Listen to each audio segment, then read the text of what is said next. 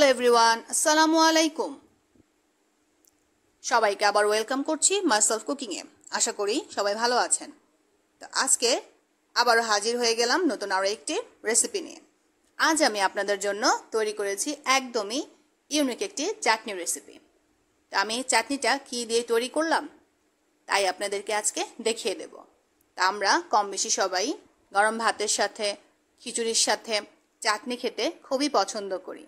সেজন্য আমরা নানাভাবেই নানা পদের চাটনি তৈরি করে থাকি।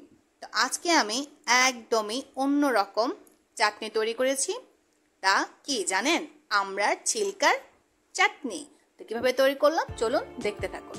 এখানে আমি 1 কেজি পরিমাণ আমড়ার ছিলকার চাটনি নিয়েছি। খুব সুন্দর করে পরিষ্কার করে ধুয়ে এগুলো আমি সিদ্ধ করার জন্য চুলায় বসিয়ে দিয়েছি। এখানে আমি দেখতে পাচ্ছেন পরিমাণ মতো পানি দিয়ে সিদ্ধ করতে দিয়ে দিলাম। কিছুক্ষণের মধ্যে এগুলো বলকিয়ে ফুটে উঠেছে, তাই এখানে আমি 2 তেজপাতা দিয়ে দিলাম, একটা সুন্দর স্মেল আসে। দিয়ে আমি আরো একটু ছিলকাগুলো ভালো মতো একটু নেড়ে চেড়ে দিলাম। তো অন্যদিকে আমি একটি প্যান চুলোতে গরম করতে দিয়ে দিয়েছিলাম। তো সেখানে আমি 4টা শুকনো মরিচ আর 5 ফোড়নের গুঁড়ো দিলাম পরিমাণ মতো। এগুলো এখন আমি একটু তেলে গুঁড়ো করে নেব। আপনারা যদি ঝালটা বেশি খেতে চান শুকনো মরিচের পরিমাণটা বেশি দিতে পারেন। আর আপনার আমড়ার ছিলকার পরিমাণ বেশি হলে আপনার এখানে মশলাটাও একটু বেশি লাগবে। এখানে দেখতে পাচ্ছেন একটু গরম মশলা আমি পরিমাণ মতো নিয়েছি, এগুলো আমি সুন্দর করে গুঁড়ো করে নেব। আর এদিকে আমার আমড়ার ছিলকাটা খুব সুন্দর মতো সিদ্ধ হয়ে এসেছে। এখন আমি এগুলো ভালো করে একটু পেস্ট করে নেব। আপনারা এখানে বেটে নিতে পারেন, ব্ল্যান্ড করে নিতে পারেন, আমি বেটে নিয়েছি। আরেকদিকে আমি দেখতে পাচ্ছেন চুলোতে প্যান গরম হয়ে আসার পরেই আমি এখানে দিয়ে দিলাম সরিষার তেল। এখন দিয়ে দিব আমার এই পেস্ট করে রাখা আমড়ার ছিলকার চাটনি। এগুলো এখন আমি সুন্দর করে তেলে ভালো মতো একটু ভেজে নিচ্ছি। দিয়ে দিলাম পরিমাণ মতো লবণ। যেহেতু কাঁচা আমড়ার ছিলকা সেজন্য আমার এখানে টকের সাথে লবণের পরিমাণটা দেখে দিতে হবে। আর দিয়ে দিলাম গুঁড়ো গুঁড়ো মশলার গরম মশলার গুঁড়োগুলো। এগুলো ভালো মতো আমি আমড়ার ছিলকার সাথে মিক্স করে নিচ্ছি।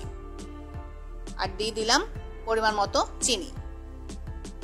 আপনারা এখানে আপনাদের লবণ আর চিনির পরিমাণটা সম্পূর্ণ স্বাদ মতো। আর এখানে আমি 5 ফোড়ন আর শুকনো মরিচের গুঁড়োটা এখন মিক্স করে দিচ্ছি। আপনারা খেয়াল করবেন আমি এখানে কোনো হলুদের গুঁড়ো, মরিচের গুঁড়ো অ্যাড করিনি, আবার কোনো বাটা মশলাও কিন্তু অ্যাড করিনি। একদমই খুবই সহজে ইউনিক ভাবে অল্প সময়ের মধ্যেই আপনারা এই চাটনিটা তৈরি করে নিতে পারেন। এখন আমি দেখতে পাচ্ছেন অনবরত আমি নেড়ে নিচ্ছি।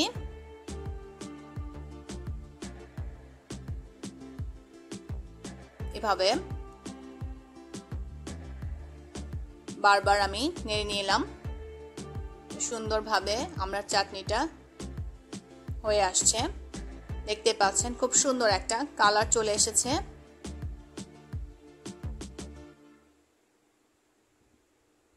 খুবই লোভনীয় একটা কালার, দেখলে যেন জিভে জল চলে আসে এরকম।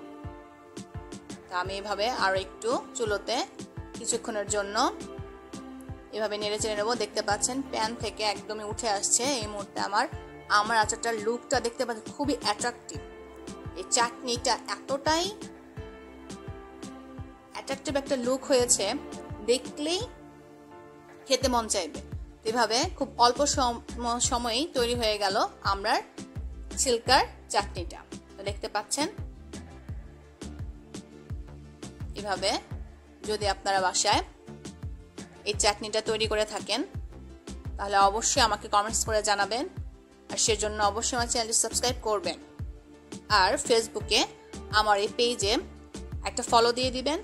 আর লাইক কমেন্ট করে ভিডিওগুলো বেশি বেশি শেয়ার করে দিবেন। এভাবে যদি চাটনির উপর আবারও একটু গরু মরিচ আর মরিচের গুঁড়ো আর 5 ফোড়নের গুঁড়ো যদি একটু উপর দিয়ে দেওয়া যায়, লুকটা কেমন হয় বলেন তো দেখি? খুবই লোভনীয়। তো এভাবেই চটজলদি তৈরি করে নিতে পারেন আমড়ার ছিলকার চাটনিটা। আশা করি সবার কাছে আমার এই চাটনি রেসিপিটা ভালো লেগেছে। তা আজ এই পর্যন্তই। পরবর্তীতে আবারও কোনো নতুন ইউনিক